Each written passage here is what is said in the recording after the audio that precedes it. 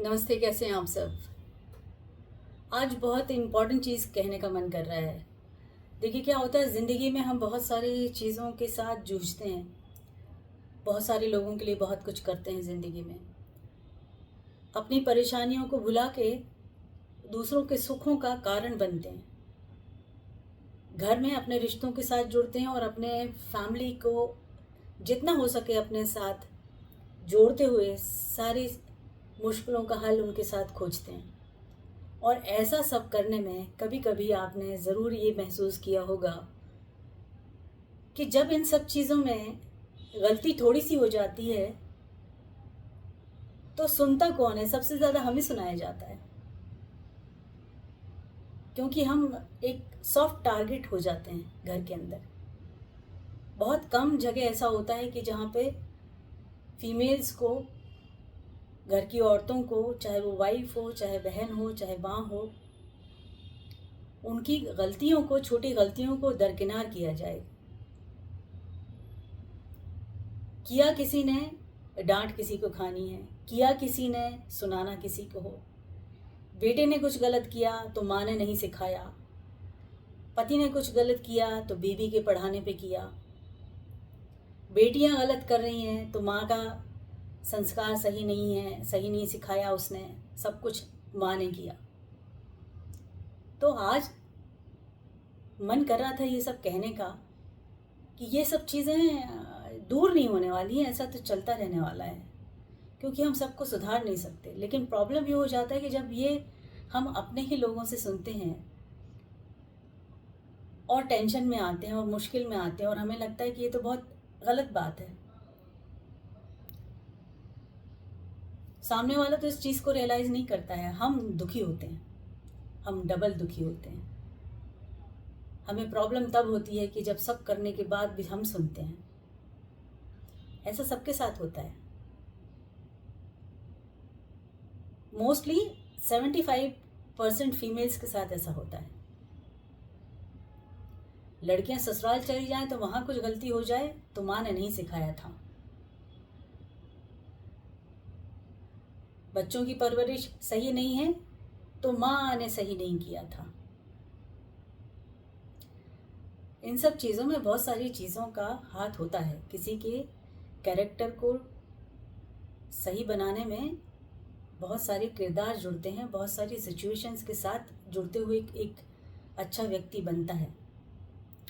उसमें सिर्फ घर की औरत को दोषी बना देना सही नहीं होता है। तो आज ऐसे ही औरतों की बातें हम करते हैं, फीमेल्स की बातें करते हैं जिन्हें इसी चीज़ का बहुत दुख होता है। मोस्टली इस चीज़ का दुख होता है कि सब करने के बाद भी क्रेडिट तो कोई है नहीं, सुनना बहुत कुछ है, प्रशंसा तो बहुत कम है, गलतियां होने पे ताकीदें बहुत सारी हैं। ऐसा नहीं ऐसा करना चाहिए था, वैसा नहीं वैसा करना चाहिए था, ये क्यों किया, वो क्यों किया। तो आज सिंपल सी चीज़ है अपने आप को समझाने की, क्योंकि हम ना सबको समझा के सुधार नहीं सकते हैं। जो चल रहा है वो सिस्टम बड़ी मुश्किल से ठीक होने वाला है। धीरे धीरे ठीक हो रहा है, होते होते बहुत समय लगेगा और उस समय तक जो हो रहा है उसको सहना होगा। तो सहने से परेशान होने की जगह उससे निकलना हमें सीखना होगा, अपने दिमाग को दुरुस्त करना होगा। तो आज की बात हम यही करते हैं कि कैसे अपने दिमाग को सुकून में रखें, कैसे अपने दिमाग को समझाएं, कैसे अपनों को समझाएं और सही रास्ते के साथ आगे बढ़ें, क्योंकि ये रोज़मर्रा की चीज़ है और हर घर में होता है। तो सिंपल सी चीज़ है कि जब हम अपने बच्चों को देखते हैं और सामने वाला दूर से बैठ के हमें ताकीदें करता है, समझाने वाले तो बहुत सारे मिल जाते हैं। ऐसे नहीं ऐसा करना चाहिए, वैसे नहीं वैसा करना चाहिए, बच्चे ऐसे पाले जाते हैं, ऐसे नहीं पाले जाते हैं। भाई एक दो दिन संभाल के देख लो आप। और अगर हम अकेले कर रहे हैं, जूझ रहे हैं, तो फिर जूझ जूझ के सीखने दीजिए। कोई हमारी को ऐसा थोड़ा है कि हम पहले से ये व्यवहारिक ज्ञान लेकर आए हैं। हर नई माँ सीखते सीखते सीखती है।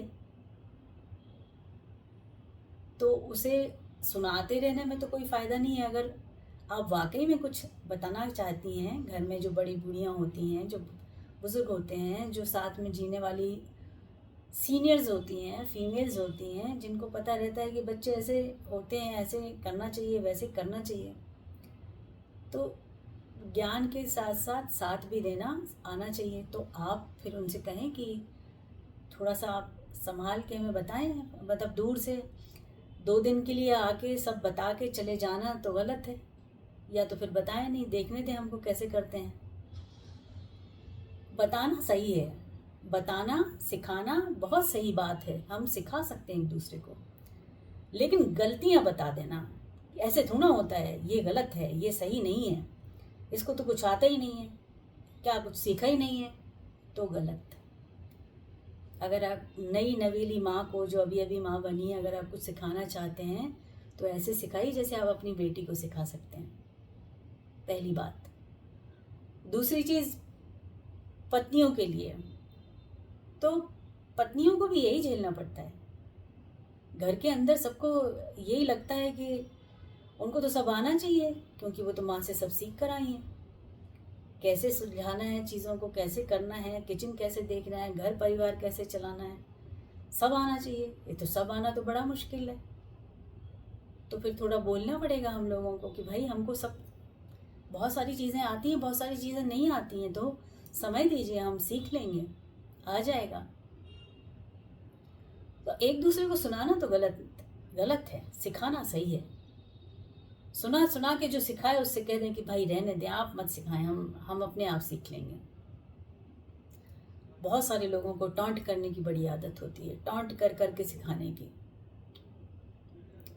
तो पहली बात तो हमें सीखना है कि हम किसी को टॉन्ट ना करें। अगर हम इस दर्जे पर आने वाले हैं कि हम अपने घर में बड़े होने का पदवी पाने वाले हैं, हमसे कोई छोटा आने वाला है, तो हमें तो सबसे पहले ये सीखना है कि हम उसको बहुत सहजता से समय देंगे, सहजता से अपनाएंगे। कुछ नहीं आएगा प्यार से सिखाएंगे, वक्त देंगे उसको, धीरे धीरे सब आ जाता है, धीरे धीरे सबको सब आ जाता है।